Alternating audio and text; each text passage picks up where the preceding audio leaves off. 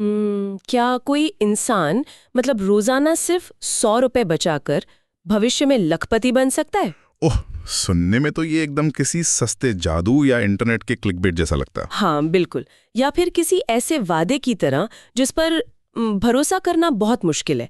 लेकिन आज हमारे पास अपनी इस गहन चर्चा के लिए जो स्रोत है, the magic of compounding small habits massive results नाम की ऑडियो बुक की स्क्रिप्ट, वो ये साबित करती है कि ये कोई तिलिस्म नहीं है। जी, और आज की हमारी इस चर्चा का मिशन भी बहुत स्पष्ट है। वो क्या? मिशन यह है कि इस इन्फॉर्मेशन ओवरलोड के शोर में हम लोगों को ये समझा सकेंगे कैसे बहुत ही छोटी, कभी कभी उबाऊ लगने वाली दैनिक आदतें समय के साथ जुड़कर एक विशाल सफलता का रूप ले लेती हैं। सही कहा। क्योंकि देखिए, हम सब ने स्कूल में कंपाउंड इंटरेस्ट यानी चक्रवृद्धि ब्याज का फॉर्मूला तो रटा ही है, लेकिन असल जिंदगी में ये सिर्फ एक गणित का सवाल नहीं है ना। बिल्कुल नहीं, ये इंसानी मनोविज्ञान, हमारी आदतों और समय का एक ऐसा ताना बाना है जिसे अक्सर नज़रअंदाज कर दिया जाता है। और ये समझना इसलिए भी ज़रूरी है क्योंकि जब हम 100 रुपए से लखपति बनने की बात करते हैं तो ये कोई जादू नहीं है। तो फिर ये क्या है? ये असल में दुनिया की सबसे शक्तिशाली ताकतों में से एक का सीधा उदाहरण है। इसे ही हम कंपाउंडिंग कहते हैं। अच्छा। हाँ, ये भावनाओं पर नहीं बल्कि शुद्ध गणित और निरंतरता पर आधारित एक ऐसा सिस्टम है जो बहुत ही खामोशी से अपना काम करता है। ठीक है, तो चलिए इसे थोड़ा खोल कर समझते हैं। क्योंकि जब हम कंपाउंडिंग शब्द सुनते हैं तो दिमाग में तुरंत वो बैंक के नीरस से फॉर्मूले आने लगते हैं। जाहिर सी बात है। पर अगर हम बुनियादी गणित पर नजर डालें तो रोज 100 रुपए बचाने का मतलब है एक साल में 36,500 रुपए की बचत। जी। अब कोई भी इंसान 36,000 रुपए से लखपति तो नहीं बन सकता। तो यहाँ कुछ ऐसा है जो सीधा सीधा समझ में नहीं आ रहा है। हाँ, और यहीं पर स्रोत सामग्री एक सिद्धांत की बात करती है जिसे कहते हैं ग्रोथ का भी ग्रो होना। ग्रोथ का भी ग्रो होना मतलब? कंपाउंडिंग का असली अर्थ सिर्फ आपकी मूल रकम का बढ़ना नहीं है। जो मुनाफा आपको पहले ही मिल चुका है ना, उस मुनाफे का भी आपके लिए नया मुनाफा कमाना है। अच्छा, यानी मुनाफिक पर भी मुनाफा। एकदम सही। और ये वो जगह है जहां इंसानी दिमाग अक्सर धोखा खा जाता है। आपको पता है, महान वैज्ञानिक अल्बर्ट आइंस्टाइन ने कंपाउंडिंग को दुनिया का 8वां अजूबा कहा था। अरे वाह, 8वां अजूबा? हाँ, और उन्होंने ऐसे ही नहीं कहा था। इसके पीछे एक बहुत गहरा कारण है। अगर हम विकासवादी जीव विज्ञान यानी एवोल्यूशनरी बायोलॉजी के नजरिए से देखें, विकासवादी जीव विज्ञान जी, तो इंसानी दिमाग की बनावट इस तरह से हुई है कि वो चीजों को सीधी रेखा में समझता है, यानी लिनियर तरीके से। लीनियर तरीके से। इसका मतलब कि हमारा दिमाग 1, 2, 3, 4 की गिनती को तो आसानी से समझ लेता है। बिल्कुल, लेकिन वो जो घातांकीय वृद्धि होती है जिसे हम एक्सपोनेंशियल ग्रोथ कहते हैं, उसे नहीं पकड़ पाता। एकदम सही पकड़ा आपने। प्राचीन काल में इंसानों को एक सीधी रेखा में भागते हुए शिकार का अंदाजा लगाना होता था, इसलिए दिमाग वैसे ही विकसित हुआ। लेकिन कंपाउंडिंग 1, 2, 3 की रफ्तार से नहीं बल्कि 2, 4, 8, 16 की रफ्तार से काम करती है। बाप रे, ये तो बहुत तेज है। पर शुरुआत में ये इतनी धीमी होती है कि इसका असर ना के बराबर लगता है। ग्राफ की वो रेखा बहुत लंबे समय तक बिल्कुल सपाट दिखती है। और मुझे लगता है यही वो बिंदु है जहां ज्यादातर लोग इसके गणित को समझ नहीं पाते। वो बोर हो जाते हैं और सिस्टम से बाहर निकल जाते हैं। बिल्कुल, लोग बहुत जल्दी हार मान लेते हैं। इसे समझने के लिए मैं एक अलग तरह की एनालॉजी के बारे में सोच रही थी। अक्सर लोग इसे बर्फ के गोले या स्नोबॉल से जोड़ते हैं, है ना? हाँ, स्नोबॉल इफेक्ट काफी मशहूर है। पर मुझे लगता है कि ये एक आर्टिफिशियल इंटेलिजेंस या एआई के मशीन लर्निंग एल्गोरिथम की तरह ज्यादा है। ओह, वो कैसे? देखिए, जब कोई नया एल्गोरिथम बनाया जाता है तो शुरुआत में वो बहुत गलतियां करता है और बहुत धीमा होता है। लेकिन जैसे जैसे उसे नया डेटा मिलता है वो खुद ब खुद अपनी पुरानी गलतियों से सीखकर होशियार होता जाता है। वाकई, ये तो बहुत सटीक उदाहरण है ना? एक समय ऐसा आता है जब वो इतनी तेजी से काम करता है कि इंसान उसे समझ भी नहीं पाता। तो कंपाउंडिंग भी यही है। शुरुआती निवेश या आदत उस एल्गोरिथम का डेटा है और समय उसे खुद ब खुद तेज बना देता है। जी, एआई की तरह ही कंपाउंडिंग भी पीछे मुड़कर नहीं देखती। वो हर पिछले परिणाम को अपनी नई नींव बना लेती है। लेकिन जरा रुकिए, अगर ये इतनी शक्तिशाली मशीन है और अगर आइंस्टाइन जैसे भौतिक विज्ञानी इसे अजूबा मान रहे हैं, हाँ, तो फिर हर कोई इसका फायदा क्यों नहीं उठा पाता? मेरा मतलब है, हम अपने आसपास ऐसे अनगिनत लोगों को देखते हैं जो आर्थिक या व्यक्तिगत रूप से संघर्ष कर रहे हैं। ये एक बहुत ही वाजिब सवाल है। अगर फॉर्मूला इतना स्पष्ट है तो लोग इसे अपनाते क्यों नहीं है? इसका जवाब उस स्रोत सामग्री में दी गई बांस के पेड़ यानी चाइनीज बैम्बू ट्री की कहानी में छुपा है। अच्छा, क्या है वो कहानी? ये कहानी सिर्फ धैर्य के बारे में नहीं है, बल्कि अदृश्य निर्माण के बारे में है।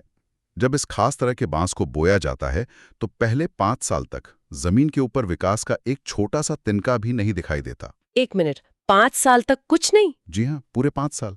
और एक किसान को रोज उस खाली जमीन को पानी देना होता है, खाद डालनी होती है।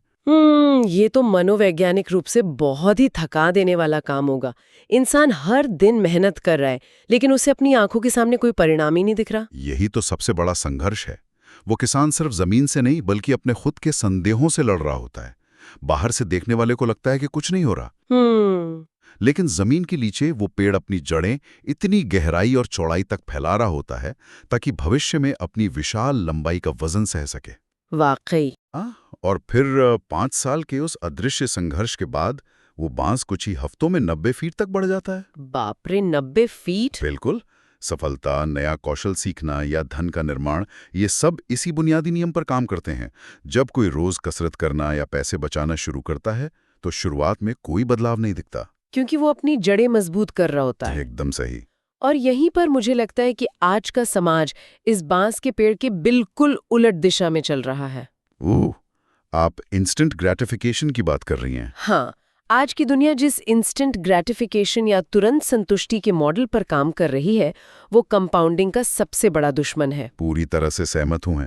आज का हमारा पूरा इकोसिस्टम डोपामाइन पर आधारित हो गया है। डोपामाइन यानी मस्तिष्क का वो रसायन जो हमें तुरंत खुशी महसूस कराता है। जी, 10 मिनट में ग्रोसरी की डिलीवरी, एक क्लिक पर मनोरंजन, स्वाइप करते ही नए रिश्ते। जब दिमाग हर छोटी चीज के लिए तुरंत इनाम पाने का आदी हो जाता है तो उसकी लंबी अवधि की सोच या लॉन्ग टर्म थिंकिंग कमजोर पड़ने लगती है। बिल्कुल। ये एक बहुत ही महत्वपूर्ण मैकेनिज्म है। अगर किसी इंसान को जिम जाने की दूसरे दिन ही शीशे में अपने शरीर में बदलाव नहीं दिखता तो उसका डोपामिन लेवल गिर जाता है। उसे लगता है कि मेहनत बेकार जा रही है। हाँ, लोग बहुत जल्दी हार मान लेते हैं। क्योंकि कंपाउंडिंग अपना असली जादू सालों बाद दिखाती है, तो लोग उस बांस के पेड़ के जमीन से बाहर आने से बहुत पहले ही उसे पानी देना बंद कर देते हैं। सही कहा आपने। और पैसों के मामले में ये जल्दबाजी एक बहुत ही खतरनाक भ्रम पैदा करती है। कैसा भ्रम? लोग ये मान बैठते हैं कि कंपाउंडिंग का फायदा उठाने के लिए ना बहुत सारा पैसा होना जरूरी है।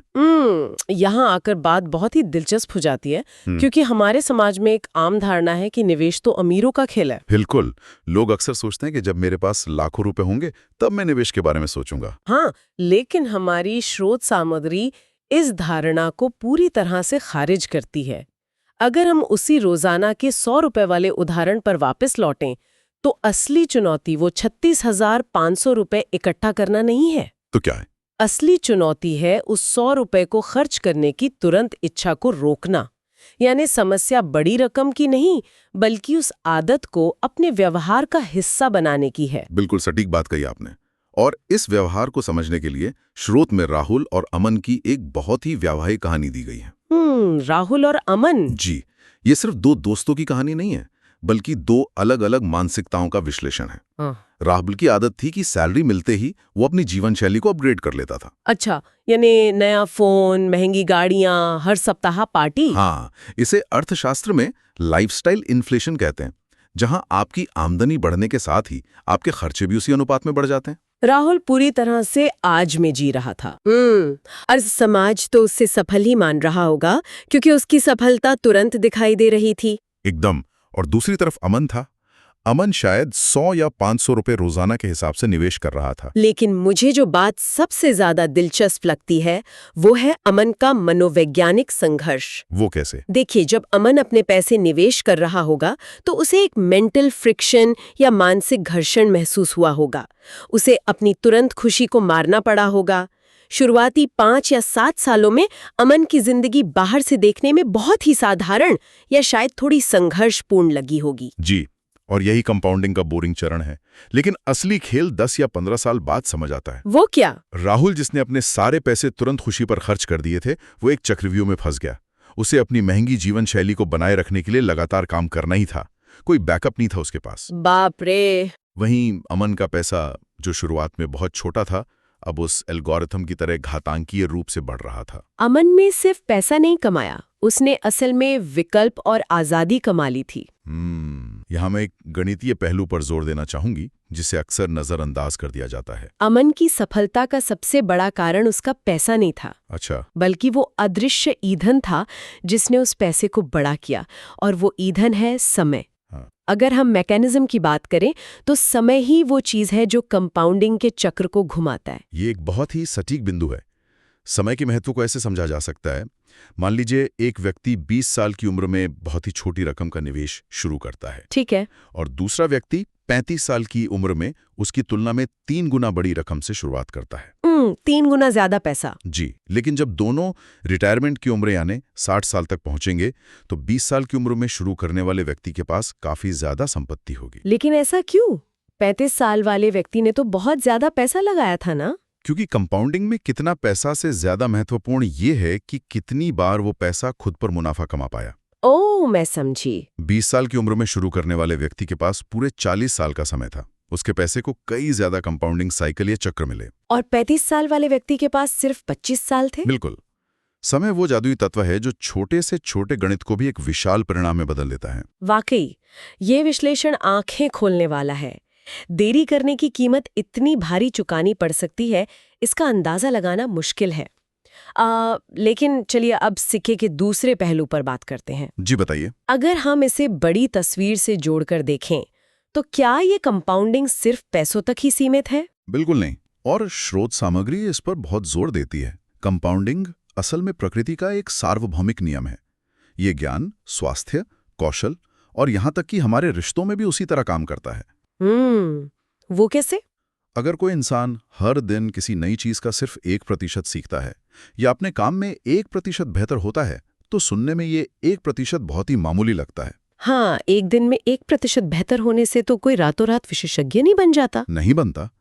लेकिन अगर हम कंपाउंडिंग के गणित को पूरे 1 साल यानी 365 दिनों पर लागू करें, अच्छा, तो वो रोजाना का 1% सुधार साल के अंत में उस इंसान को पहले के मुकाबले लगभग 37 गुना ज्यादा बेहतर बना देता है। 37 गुना? ये तो बहुत बड़ा बदलाव है। हाँ, क्योंकि ज्ञान आपस में जुड़ता है।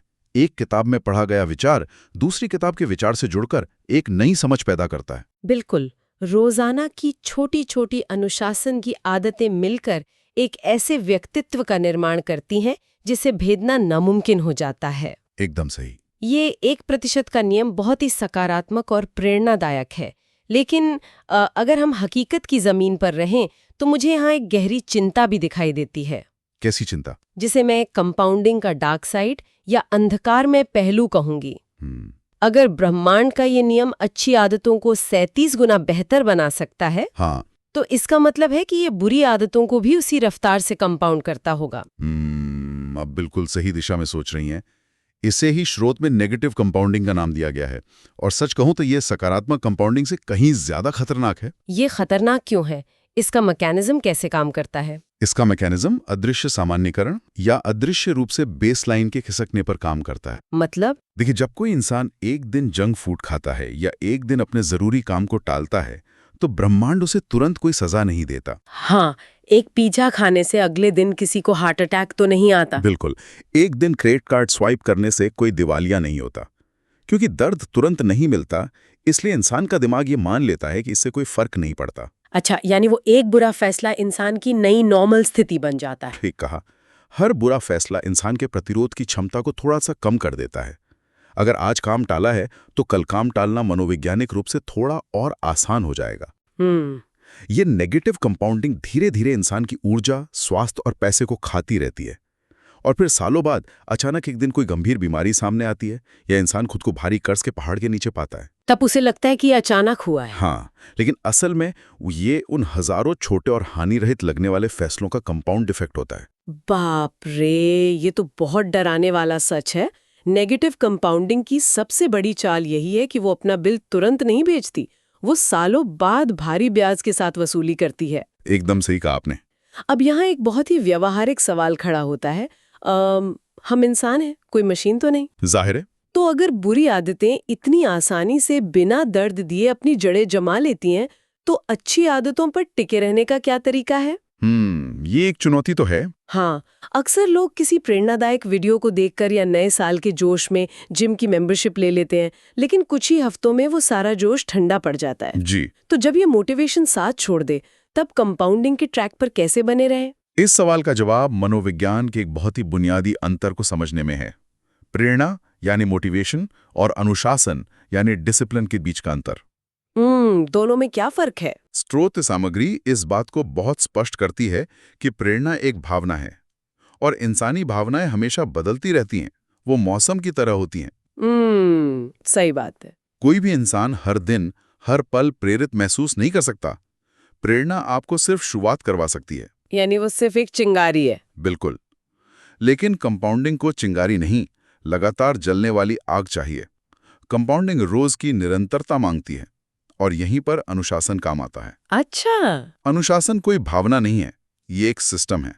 इसका मतलब है कि किसी काम को उस दिन भी करना जिस दिन आपका उसे करने का बिल्कुल भी मन ना हो। ओह, ये बात मुझे अमीर और गरीब मानसिकता वाले अंतर की याद दिलाती है, जिसका जिक्र स्रोत में भी है। हाँ, अमीर लोगों का रहस्य कोई तिजोरी में बंद फॉर्मूला नहीं है, ये सिर्फ भावनाओं के प्रबंधन का रहस्य है। वो कैसे?